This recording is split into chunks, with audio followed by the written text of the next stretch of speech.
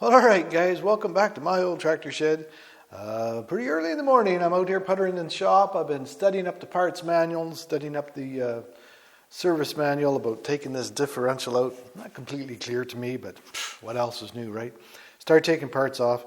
By the time I'm done, it'll be clear to me. My first step, of course, is get rid of the transmission, and then start taking a few pieces off, see if we can get the differential out. So I got my little tool for supporting the PTO shaft ready. I got most of the bolts out. 2 more bolts to take out, and then we'll roll this back, and then we'll see what kind of trouble I'm going to get myself into.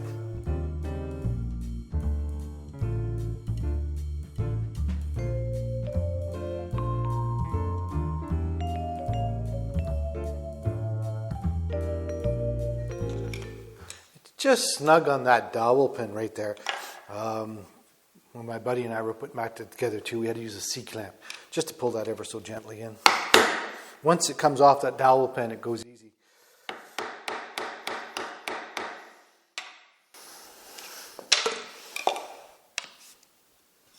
I'm just using the pry bar and just pushing it apart now. It goes quite easy, I think.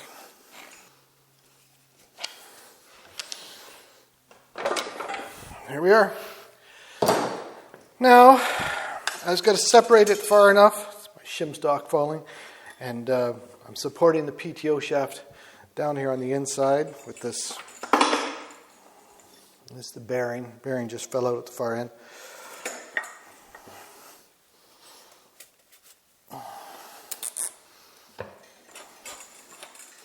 Okay.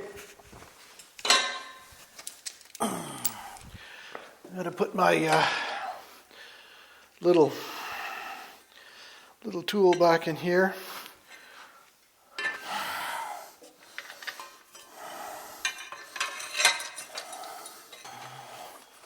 get rid of my zip ties.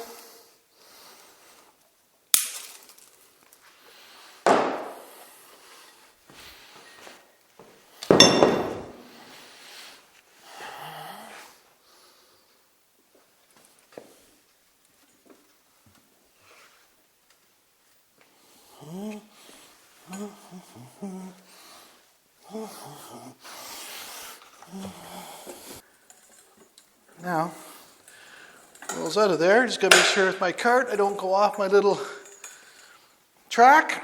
All right, now I'm not sure what I got to do.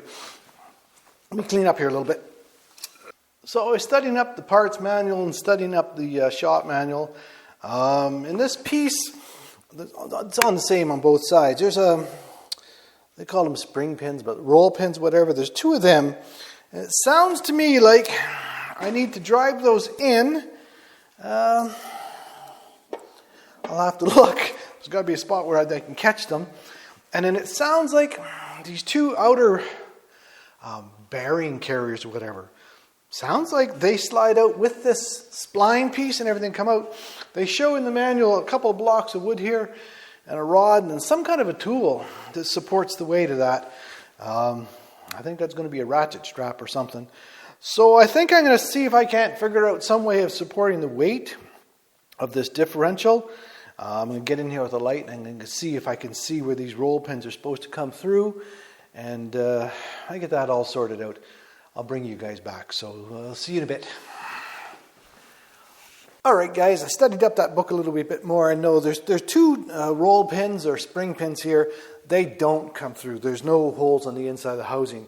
Somehow or other, I'm supposed to pry or force these bearing carrier pieces off. But before I do that, I got to remove this mechanism here. It's not engaging completely at the moment. Not sure why. Oh, there it goes. There, right there. This close-up camera. This is your differential lock mechanism. Actually, I'm going to leave it engaged at the moment. There's a roll pin right there, and I've already moved it a little bit just to see if it would go. Punch and a tapometer. Probably get my hand in the way there, sorry.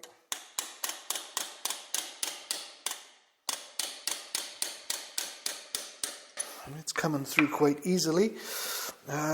Should be able to find it after the fact. Let's see if I can catch it. Yep. And there we are. That's, I gotta get a container, guys. Now, there's two, probably not in the view of the camera. There's just two bolts over here that hold the little mechanism and this shaft, the little lever for engaging and disengaging, eh? Let's take these bolts out and see what we get.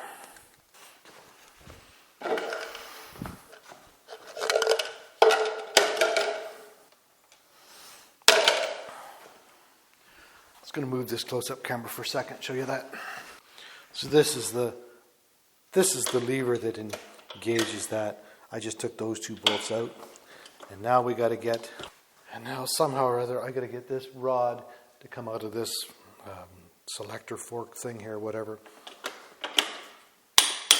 Oh, Jesus. They were talking in the book about some special ball press, had me all worried.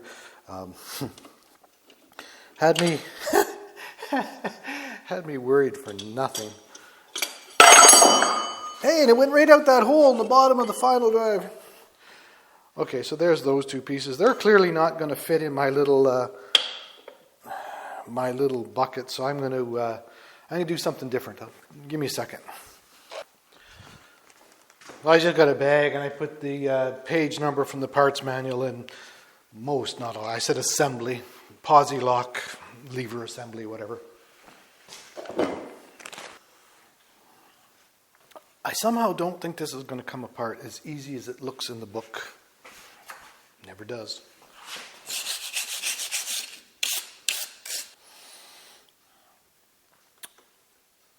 There's notches here, one on the top, one on the bottom on both these sides, and they talk about that in the manual, that you're somehow or other supposed to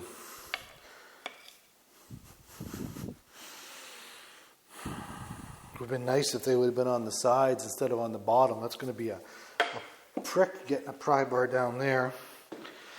Let me fool with this for a few minutes. Again, try not to make a video that's too bloody long. Let me try and figure out how this comes apart, and then I'll bring you guys back. Alright guys, I've been fooling with the flange here on the back side of it. I got my leg in the way. I got the close-up camera going on it. I've pretty much got all the cursing and swearing out of my system. It actually wasn't that bad. I got playing with it, and very quickly I figured out that this pinion piece, it had a little wee bit of play.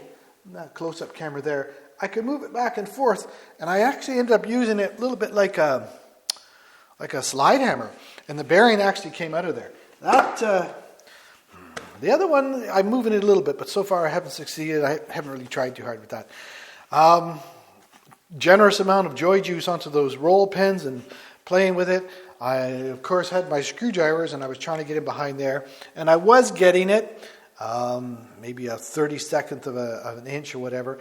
Hard on the screwdrivers, though. I do have my limits on the abuse I'm going to give them. Regular chisels, I had a couple of them here. The grind on them is too steep, and when you've only got a narrow little gap, it's hard to get in. I have a set of cheap chisels that I've used for this job in the past, and I had ground them in the past to a very, very shallow angle, sharper, almost like a wood chisel. And actually, that's what I managed to get in there. Got a little wee bit of play, and then, whoops, piece just fell off.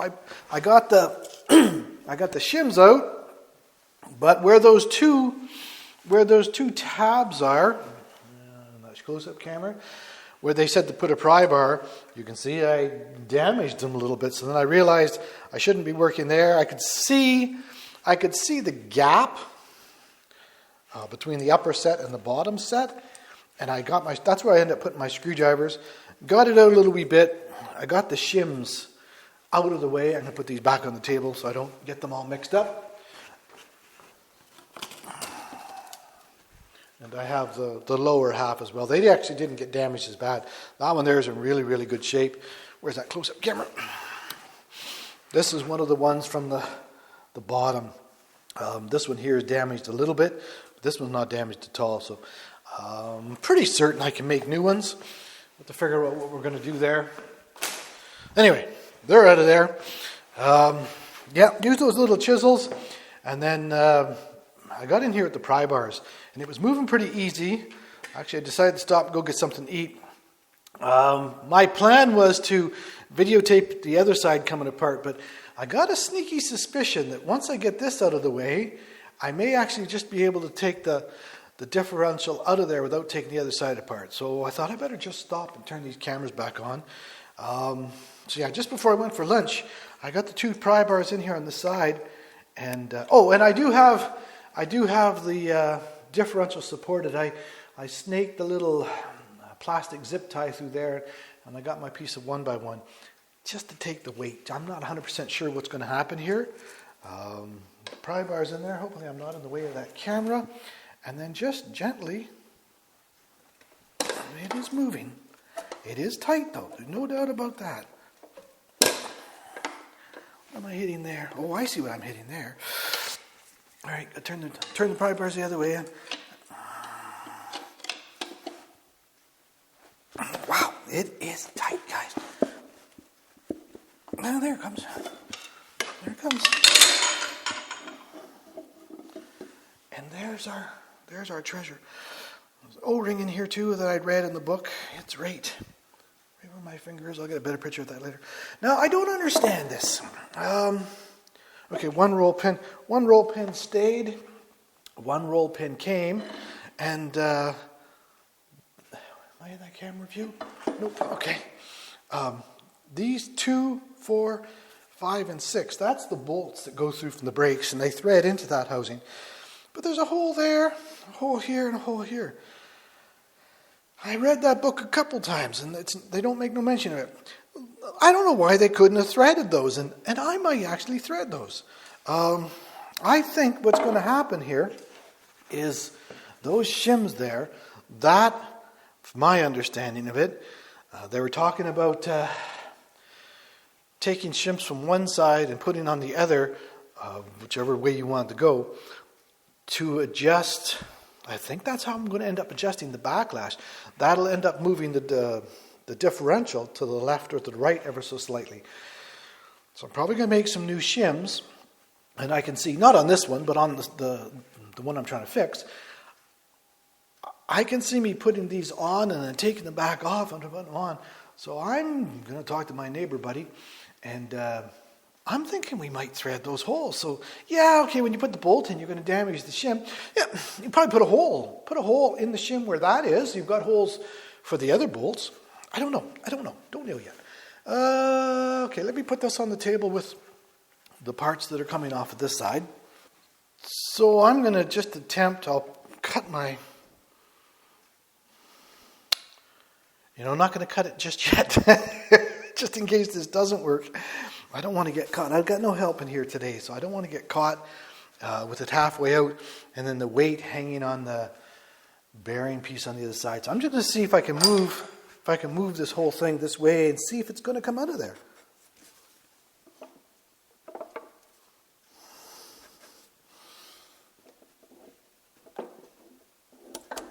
It sure as hell is, guys. Okay, let me get some junk out of my way. Just keep those wire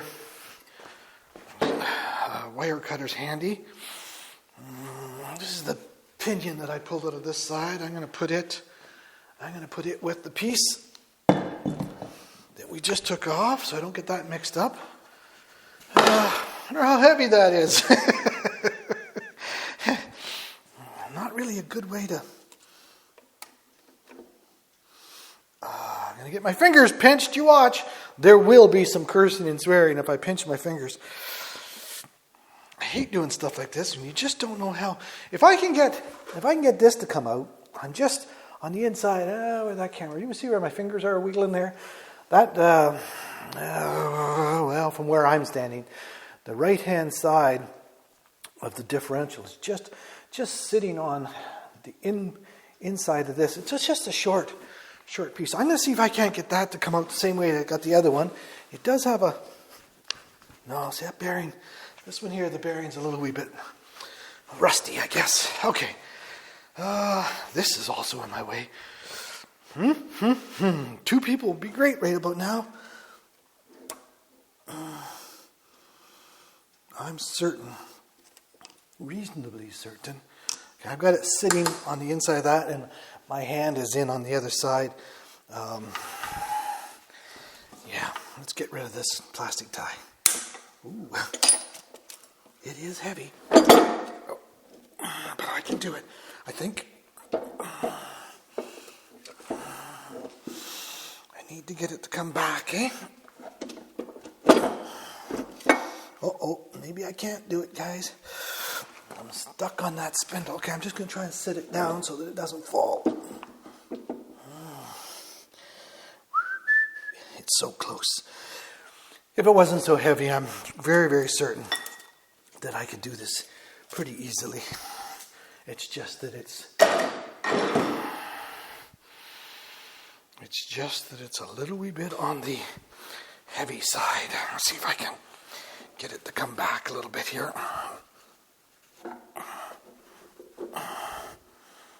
Don't want to damage any bearings.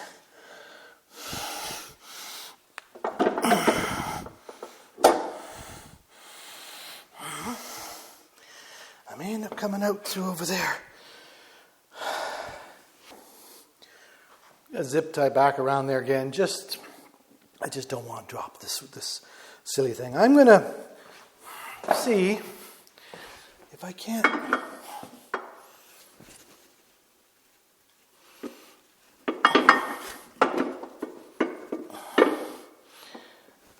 get that just to, I can see the back side of the bearing. I'm going to see if I can get I really don't want to put a punch against it, but I'm going to. Long one here somewhere. Well, let's try this.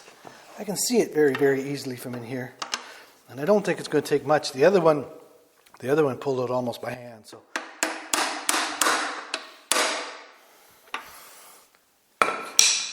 bearing sticking out a fair amount over here now. I'm sure I don't need that bearing because I've got the bearings over there. So even if I do damage it, and I don't think I'm going to. But it is a little wee bit snugger. Whoops. You guys okay? I bet you that was loud. I'll fix it. Don't you worry.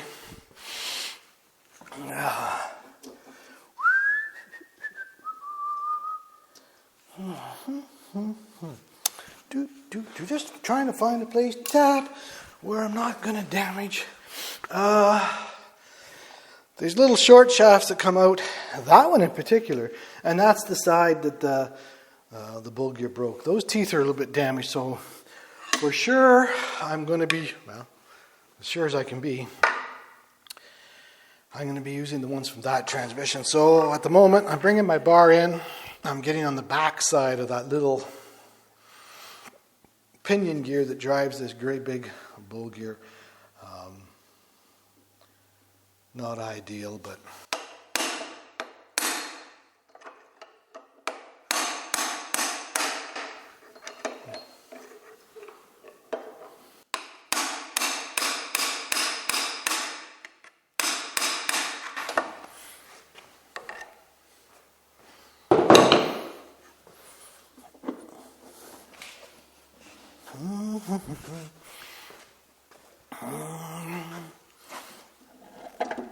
okay.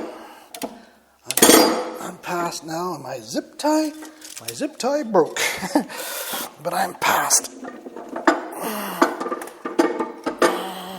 Oh dear. Set it back down. It is heavy. Okay, I gotta grab it different, that's all. I'm gonna take this audio recorder out of my pocket because I can see bad stuff happening to that.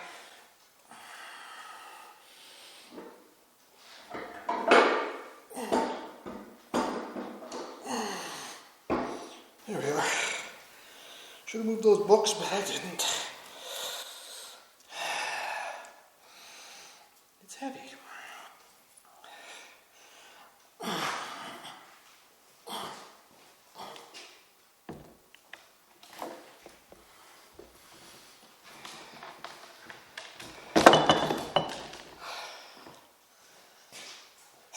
Okay, let me wash my paws and we'll have a look at that.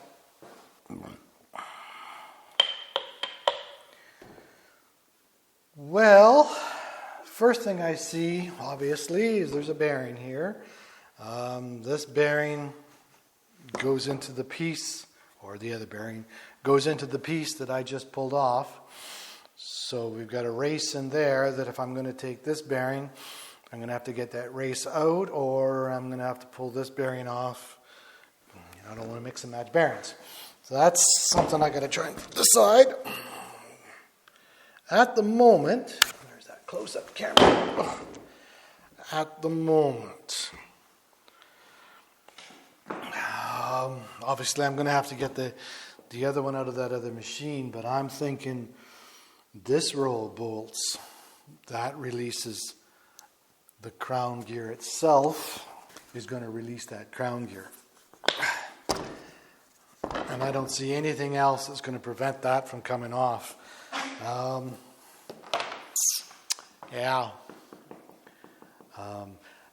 My neighbor and I were discussing the pinions in here. We think when that bull gear broke, the whole world came to a stop. Although there are some pretty good marks on this camera. There are some pretty good marks there that had us both a little wee bit concerned. If that damage right there happened at the instant that bull gear flew to pieces, okay, that's fine. But if this was a situation that had been progressing, and who knows, that may have even caused, I doubt it, but that might have even caused it could have, So anyway, our concern is bits and pieces coming off of that could be inside here in the pinions. It's a possibility. I don't think at the moment I'm going to go any further with this. I'm just going to cover this all up in rags. And then I'm going to just repeat what I've just done on that other one. However, I don't like working down low like that. I'd rather raise it up. And my little green cart with those little V wheels, I've got another one. I just need to put the wheels on. And then I think what I'm going to do is I got to get more timbers.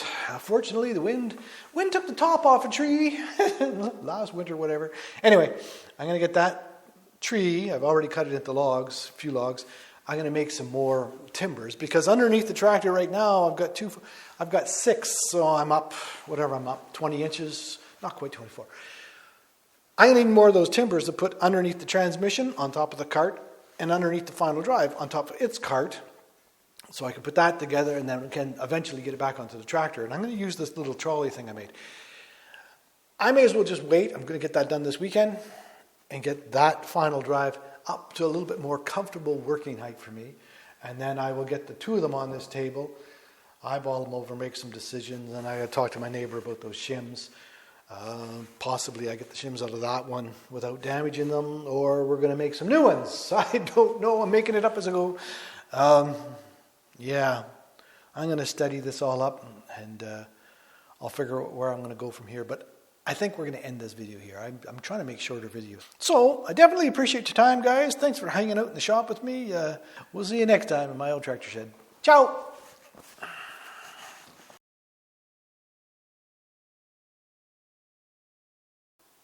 I don't think excuse me, I had a good lunch.